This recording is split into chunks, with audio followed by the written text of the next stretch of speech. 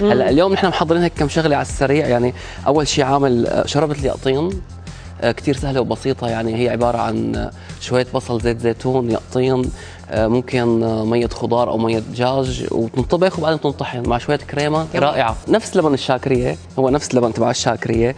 بس نحن فعليا بعد ما نساوي لبن الشاكريه في عندنا طريقتين، يا بنسلق اليقطين يا بنقليه نص قليه. هلا انا هون سالقه لانه هذا اليقطين في كميه سكريات اكثر، لانه اصلا كل نوع يقطين مختلف عن الثاني كقوام. ممكن في شيء مثل سكري، البطاطا الحلوه نفس الشيء، يا عيني عليك تختلف. فهو هذا الاصفر كثير قوامه قريب من البطاطا الحلوه. لبن الشاكريه، يقطين، وبالاضافه لحمه موزات ممكن تكون او لحمه كيوبس معها، يعني بنغلوا كلهم مع بعضهم. بس انا هون ما غليتهم مشان يبين شكلهم، اكيد يبين شكل الصحن احلى. ورز بشعيريه طبعا. اليقطين فين صاير منه كثير شغلات. بس هون الجديد شايف انه شايفينه بوصفات حلويات حتى مو بس هلا اكل مالح. صح. هلا بصير بالحلو حتى اليقطين بيدخل احيانا بانواع خبز مثل البطاطا مثلا، والخبز بطاطا ممكن يدخل اليقطين. حتى في طبق كثير مشهور بالامارات، مو كثير عالم بتعرفه يعني برات الامارات، اللي هو اسمه عصيده بوبر. هو بصير باليقطين.